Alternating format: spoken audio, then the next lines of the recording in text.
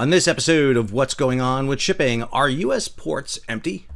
I'm your host, Sal Mercogliano, and welcome to today's episode. So 4 years ago, we started this channel when the Ever Given went sideways in the Suez. But shortly thereafter, after the ship was freed and we were talking about what's going on in the Suez, one of my viewers, and I wish I knew who it was, recommended, hey, there's more ships out there. Why don't you start talking about them? And so we delved into the topic of the global supply chain crisis. You may remember back at a time when there were 109 ships anchored off the port of LA and Long Beach, and we covered kind of the trials and tribulations of that port with some great videos talking about how to get out of the port of LA, the escape from the port of LA, and then when the ships did disappear, where did all the ships go? And we really started delving into the global supply chain crisis. Well, it's back, and it's back in a big way. President Trump's tariffs, along with a whole slew of other issues, the U.S. Trade Representative's proposals on port fees for Chinese-built, Chinese-owned ships, issues with ports around the world, potential tariffs and fees on Chinese cranes and Chinese containers, all of that is creating a new disruption across global shipping. And whenever you have disruption across global shipping, that means higher rates and higher costs.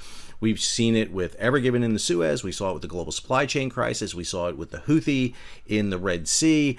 We've seen it with the shutdown in the port of Baltimore when the Dolly took out the bridge. And now we're seeing it with these tariffs. I want to break this down because there is a lot of talk out there.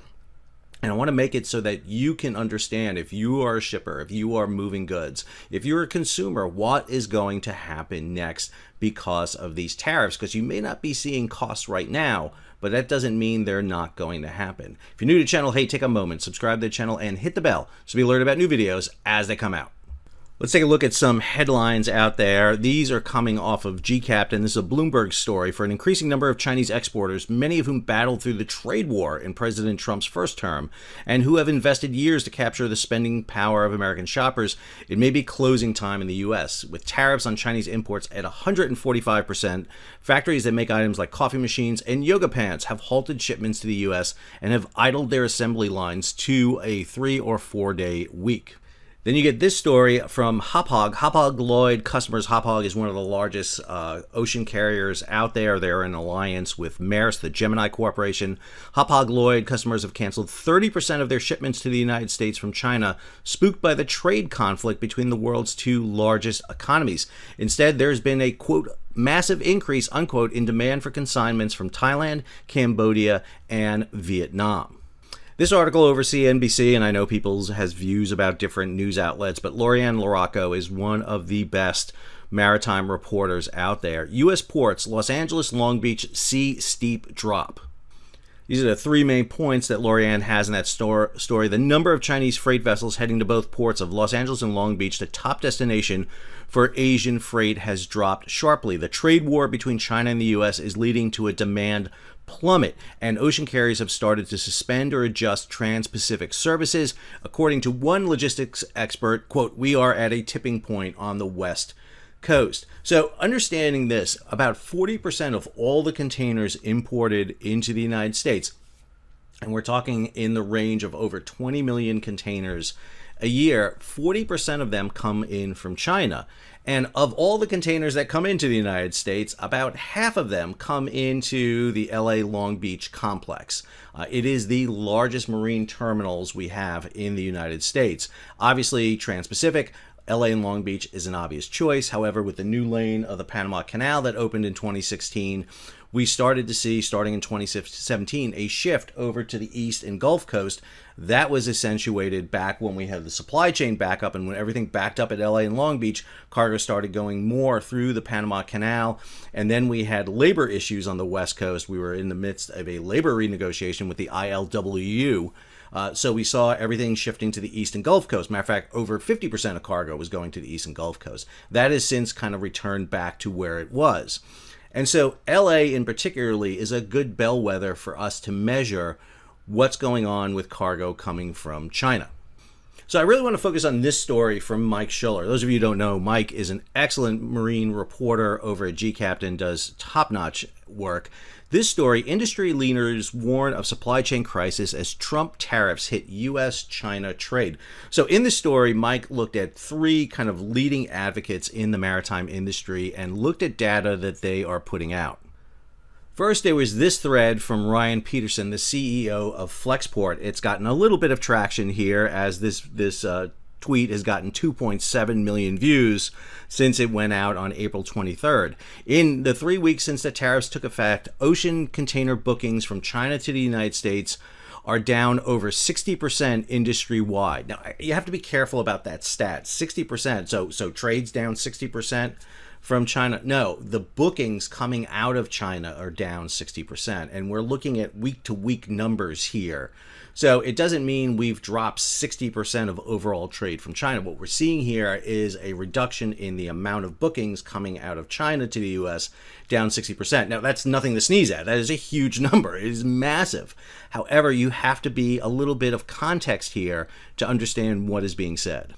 So Ryan goes on with this thread, $600 billion worth of goods from China every year, 95% via ocean freight. These goods sell at a retail of about $2 trillion.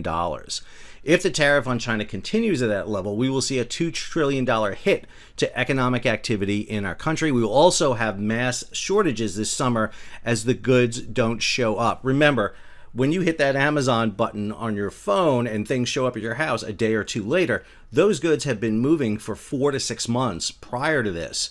And so when the tariffs went into effect in early April, those ships were already getting ready to sail. And what we're going to look at is where ships are on the Trans-Pacific route, because it's really important to take a look at that too. So Ryan is making a big point here. The impact we're going to start seeing here isn't in April. It's going to be in May and June where we start feeling that crunch. He goes here, companies stocked up on inventory in anticipation of April 2nd, so it will take a while before the shortages hit. Exactly true. What we saw was a massive front loading in the first quarter of this year. So for example, the Port of LA had over an extra 50,000 TEUs come in above and beyond what they normally have. And so the first quarter in LA is the best quarter they've had since last year, which was a record year, and before 2021, which was the record year. So, I mean, ports had big first quarters. With bookings down 65%, ocean carriers canceled 25% of their sailings from China the last 2 weeks. All right, I'm going to differ a bit here with Ryan's stats. I'm not exactly sure where he's pulling that number. The last report by Drewry's had a 10% cancellation so far. If we break down this data a little bit more here, you'll see this is as of 18 April. The east-west trade lanes, Trans-Pacific, Transatlantic, and the Asia, North, Europe, and Med, out of 713 sailings between 21 April and 25 May, 72 sailings have been canceled. That is 10%. However, Drewry is predicting that over the next 5 weeks, the large majority of those cancellations will be on the Trans-Pacific eastbound, and we're waiting to get the next stats here. We should be getting a report the next day or two on an update on these cancellations. Ryan notes here that we expect to see a bullwhip effect here as Trump relaxes the tariffs. Got a story on that here in a minute. All those canceled orders get rebooked, creating a huge surge, and this is going to cause havoc in the ports.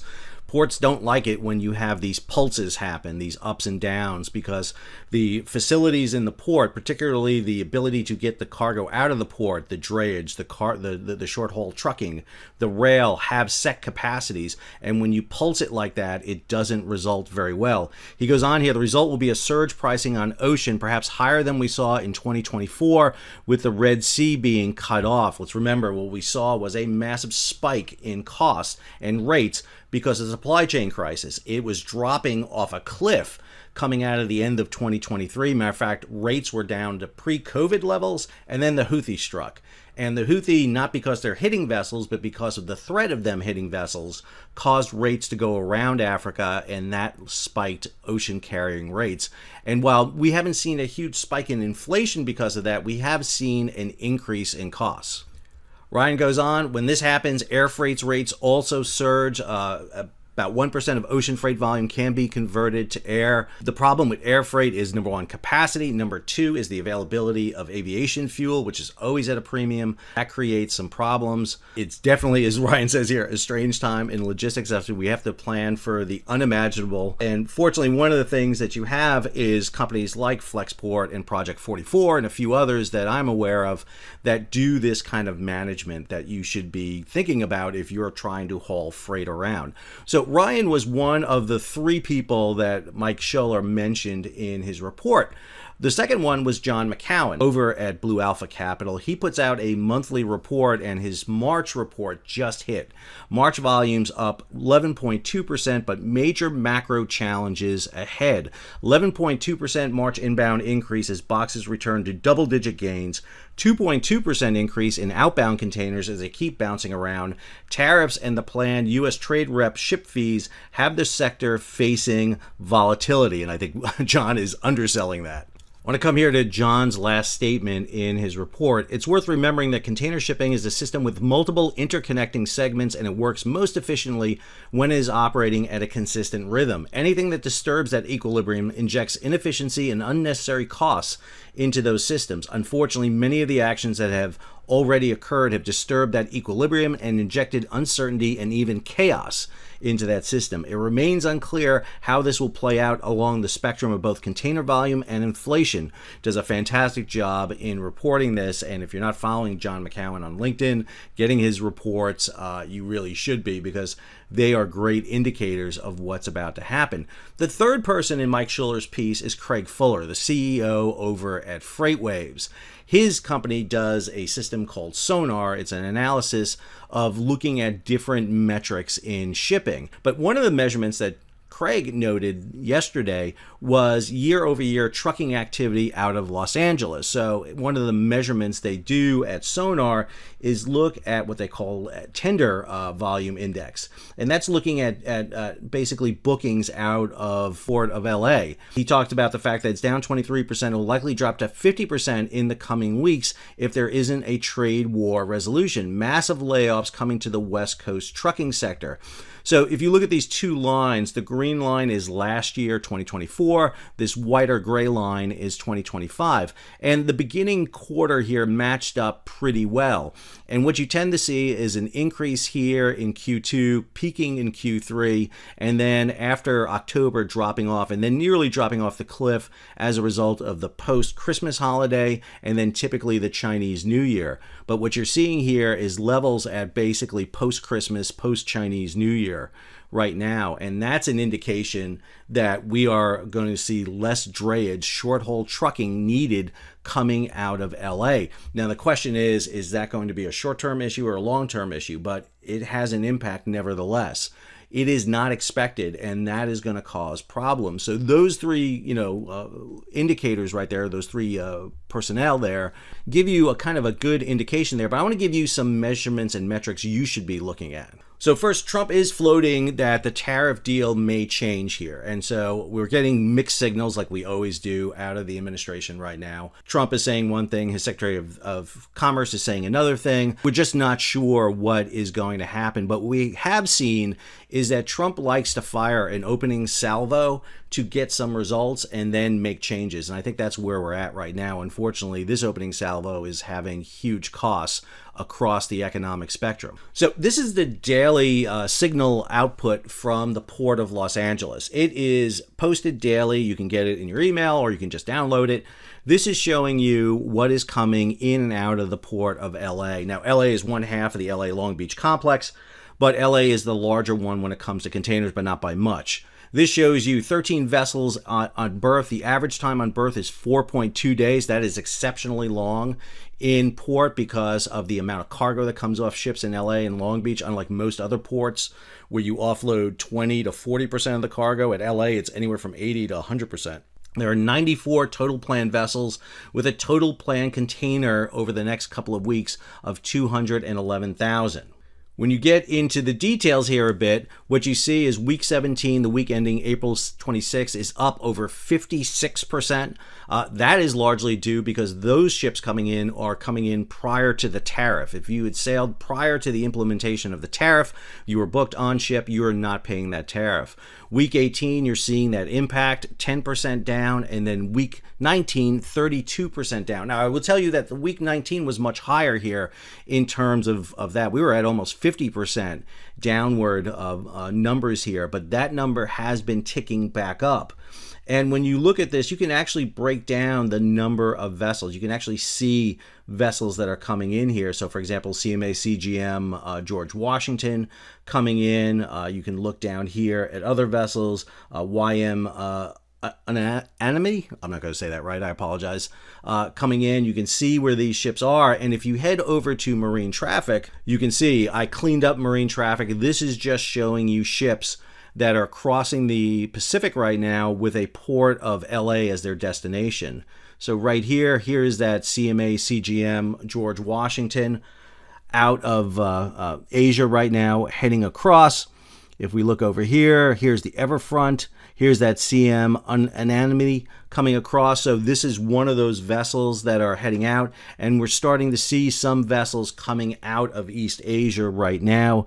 Zim Albatross coming out, Matson Magnolia, the Porto, and then the CMA CGM White Shark. We will not see all the vessels yet out of East Asia because they're making shuttle runs. It is not until they leave their final port and declare LA as their destination do they show up here. They take that big arching great circle route across the Pacific here and are heading into LA.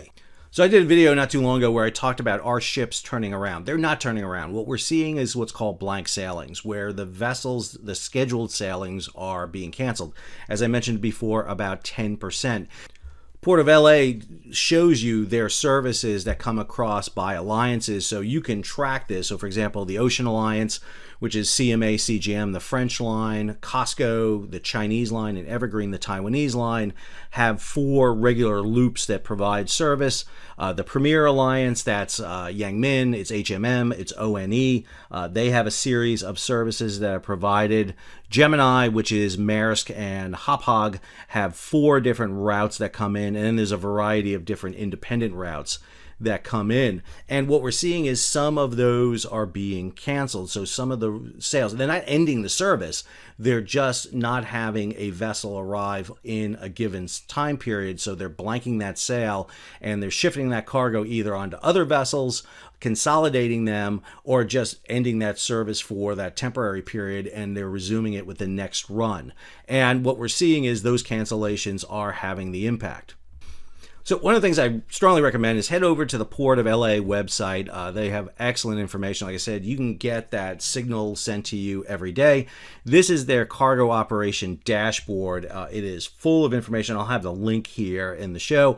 You can get the daily operation report, what's going on daily in the port. It provides you a nice little graphic here that shows you all the details, what's expected, how many ships are at berth in the port, how many are basically waiting off the port, how many are en route. So for example, as of Wednesday, there's 45 ships, 27 going into LA, 18 into Long Beach, with approximately 400,000 TEUs of cargo coming in, how long cargo is dwelling, just a lot of good information.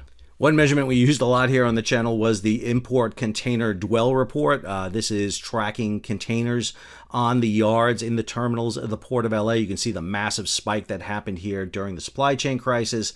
Got back down to normal, but then you saw these spikes here happen last year, and then this massive spike that just happened here in March. That was a big influx of containers coming in as part of the onrush prior to the front loading that took place just before the initiation of the tariffs coming in. A lot of this earlier one had to do with the shifting of cargo over to the West Coast because of the port strike in the East and Gulf Coast with the ILA. Show you some numbers here. This is the Port of LA's last monthly container count. So this includes the month of March. And what you'll see here in 2025, the loaded imports was 385.5 thousand containers in.